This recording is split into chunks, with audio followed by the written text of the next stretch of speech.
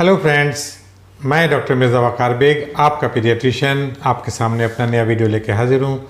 दोस्तों, मैं आप सबका शुक्रिया अदा करना चाहूँगा।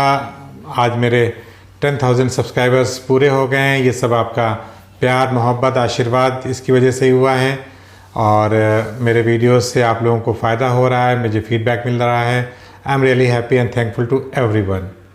दोस्तों, आज जो मैं टॉपिक लेके आया हूँ वो है ब्रेथ होल्डिंग स्पेल्स। अक्सर जिनके छोटे बच्चे हैं उन्होंने देखा होगा कि बच्चा जब रोता है या उसको कोई चोट लग जाती है या वो ज़िद करता है तो सांस रोक लेता है और बिल्कुल नीला पड़ जाता है। और ऐसे में बहुत ही पैनिक सिचुएशन क्रिएट हो जाती है, माँ बाप बिल्कुल घबरा जाते हैं और अक्सर बच्चे को झटके भी आ सकते हैं अगर बच्चा 1 मिनट से ज़्यादा सांस रोक लेता है। तो मैंने सोचा कि अक्सर मेरे पास इमरजेंसी में पेरेंट्स बच्चे को गोद में लेके भागते हुए आते हैं कि साहब हम लोग मॉल में जा रहे थे, बच्चा गिर गया, देखिए एकदम से सांस रोक ली। वो अलग बात है कि जब तक वो हमारे पास आते हैं तब तक बच्चे की सांस आ चुकी होती है, बट स्टिल वो पैनिक बिल्कुल एक पसीने पसीने और बिल्कुल पैनिक सिचुएशन में यूजुअली वो क्लिनिक में रश करते हुए आते हैं।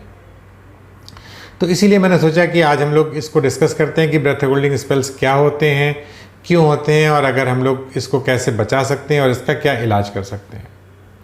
तो दोस्तों, अगर हम लोग इसके कारण पे जाएं तो कारण तो बहुत ज़्यादा नहीं मालूम है कि किस कारण से होता है। कुछ इसका जेनेटिक प्रीडिस्पोजिशन देखा गया है कि अगर पेरेंट्स में ऐसे ब्रेथ होल्डिंग स्पेल होते थे तो उनके बच्चों में ब्रेथ होल्डिंग स्पेल हो सकते हैं। या जो कॉमनेस्ट हम लोग जो ट्रीटेबल कॉज कह सकते हैं वो है आयरन डिफिशिएंसी एनीमिया। आयरन की कमी से ये ब्रेथ होल्डिंग स्पेल्स प्रेसिपिटेट हो जाते हैं, बच्चा एकदम से रोते रोते सांस रोक लेता है और नीला पड़ जाता है। तो इसलिए आयरन के हम लोग को अपने बच्चे की डाइट में आयरन का इस्तेमाल ज़्यादा करना चाहिए। दूध जो बहुत ज़्यादा बच्चे पीते हैं, मैंने अपना वीडियो पहले भी बनाया है, मैं दूध के काफ़ी ख़िलाफ़ रहता हूँ। जो बच्चे बहुत ज़्यादा दूध पीते हैं उनमें आयरन डिफिशिएंसी बहुत कॉमन हो जाती है, स्पेशली जो बच्चे गाय या भैंस का दूध पीते हैं।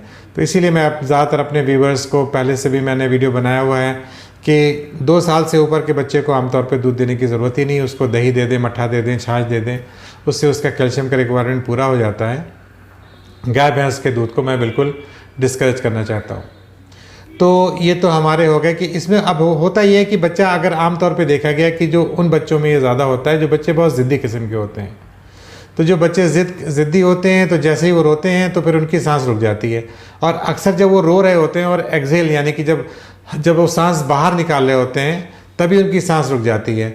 अब उनकी जितने फेफड़े में ऑक्सीजन थी वो ऑलरेडी बाहर जा चुकी है और अब उन्होंने सांस रोक ली, तो ऐसे में उनकी बॉडी में ऑक्सीजन की बिल्कुल कमी होने लगती है और उनके होंठ नीले पड़ने लगते हैं, बॉडी नीले पड़ने लगती है और अगर वो प्रोलॉन्ग होता है तो धीरे धीरे वो बेहोश होकर गिर जाते हैं और उनको फिर झटके भी आने लगते हैं। यूजुअली ये देखा गया है कि ये बिनाइन कंडीशन है। 6 महीने से लेके 2 साल के बच्चे में आमतौर पर ये कंडीशन पाई जाती है। अगर 100 हैं तो 5% इसका इंसिडेंस माना जाता है कि 100 में से 5 बच्चों में ये ब्रेथ होल्डिंग स्पेल्स हो सकते हैं। अच्छी बात यह है, रीएश्योरिंग बात यह है कि अपने आप ठीक हो जाते हैं। इसके लिए बहुत ज़्यादा पैनिक होने की ज़रूरत नहीं है, बहुत ज़्यादा परेशान होने की ज़रूरत नहीं है। और जो कहा जाता है ना कि अक्सर पेरेंट्स बहुत पैनिक होकर बच्चे के मुंह में कोई दवा डाल रहे हैं या पानी डाल रहे हैं, ये भी करना गलत है। तो अब मैं आपको समझाऊंगा कि अगर आपके बच्चे को इस तरह के साइनोटिक स्पेल या जो ब्रेथ होल्डिंग स्पेल हो रहा है तो उस वक्त आपको क्या करना है।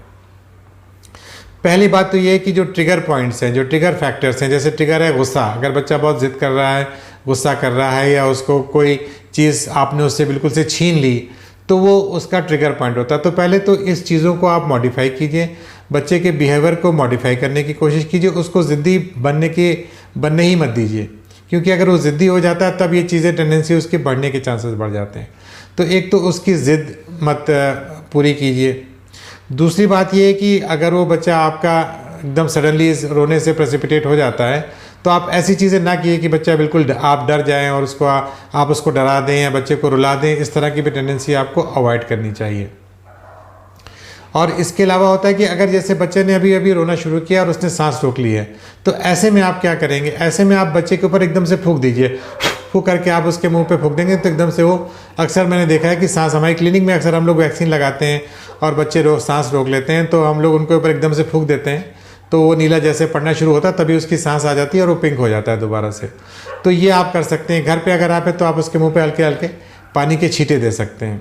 इसके बाद भी अगर आपके बच्चे का ब्रेथ होल्डिंग स्पेल ठीक नहीं हो रहा है, इवन देन आपको पैनिक होने की ज़रूरत नहीं है। बच्चे को ऐसे कंडीशन में हम लोग सजेस्ट करते हैं कि आप उसको बिस्तर पे या किसी फ्लैट सरफेस पे करवट से लिटा दीजिए।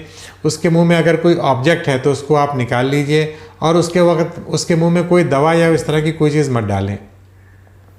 आमतौर पे देखा गया है कि 1 मिनट से 1.5 मिनट के बाद ये चीज़ अपने आप ही बच्चा सांस लेना शुरू कर देता है और ये अपने आप ठीक हो जाता है और बच्चा थोड़ी देर के लिए हो सकता है उसमें अनकॉन्शियस रहता है बट ठीक हो जाता है।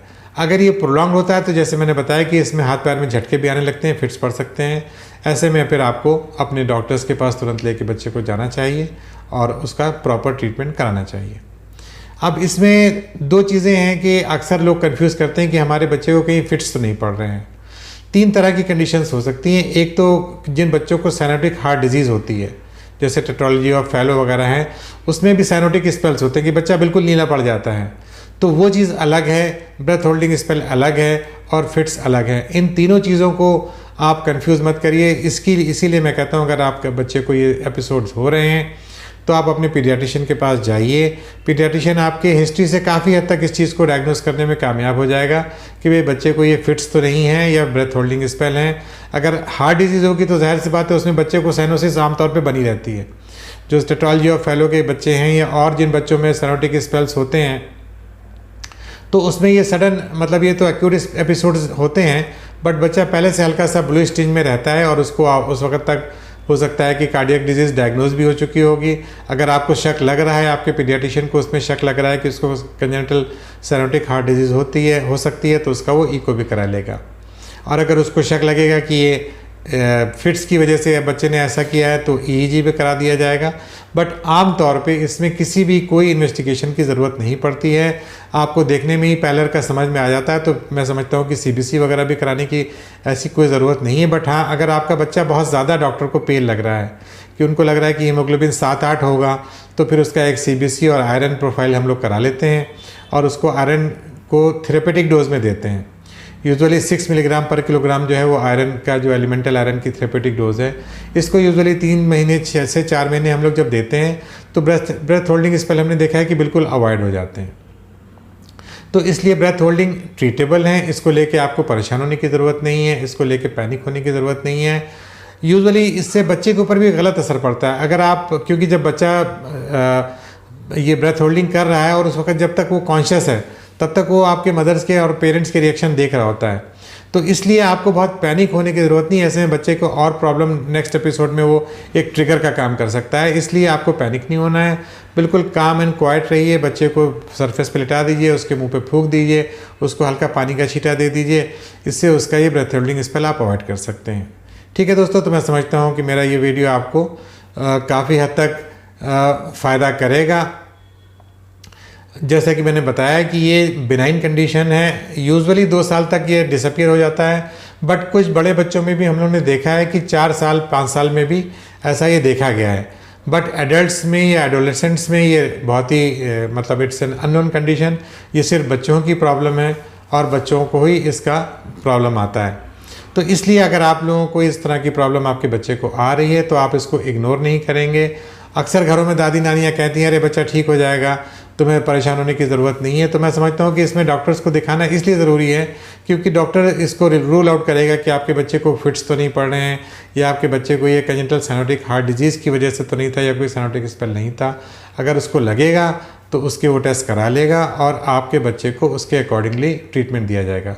पिरासिटाम करके भी एक ड्रग आती है जो कि एक तरह का सीएनएस स्टिमुलेंट है, उसको भी आप कुछ डॉक्टर्स यूज़ करते हैं, मैं भी उसको समटाइम्स यूज़ करता हूँ। और मैंने देखा है कि अगर हम लोग ट्रीटमेंट देंगे तो ये बच्चे जल्दी ठीक हो जाते हैं। आमतौर पे मैंने अभी काफ़ी सर्वे करने से मैंने कई लोगों के वीडियोस देखे और ज़्यादातर लोगों का कहना है कि आप कुछ ना करें और ये 1.5-2 साल तक जाके अपने आप ठीक हो जाता है। बट मेरा ये मानना है कि हम 1.5-2 साल का इंतज़ार क्यों करें। अगर 6 महीने और 7 महीने के बच्चे को ये एपिसोड्स पढ़ रहे हैं तो why don't we treat it and we get it corrected. तो हमारे पास जो बच्चे आते हैं 7-8 महीने के 9 महीने के, हम लोग उनको प्रोलॉन्ग कोर्स ऑफ आयरन देते हैं और कुछ सीएनएस स्टिमुलेंट्स टाइप की दवाएं दे के उसको ठीक कर देते हैं और ऑलमोस्ट 100% रिजल्ट आता है। दवा शुरू करने के विदिन 1 to 2 वीक्स बच्चा बिल्कुल ठीक हो जाता है और फिर उसके बाद उनके पेरेंट्स को फिर कभी उस तरह की प्रॉब्लम वो नहीं करते हैं। ठीक है दोस्तों, तो मैं समझता हूँ कि मेरा इस वीडियो से आप लोगों को फ़ायदा पहुंचा होगा। मेरे इस वीडियो को जिनके भी छोटे बच्चे हैं, 1.5-2 साल के बच्चे हैं, 6 महीने के बच्चे हैं, ज़्यादा से ज़्यादा उन लोगों को शेयर कीजिए और मेरे वीडियोस को लाइक कीजिए और मेरे चैनल को सब्सक्राइब कीजिए। मैं अगेन आप सबका शुक्रिया अदा करना चाहता हूँ। Thank you very much. अगले वीडियो में फिर मुलाकात होगी। Bye bye, take care, see you.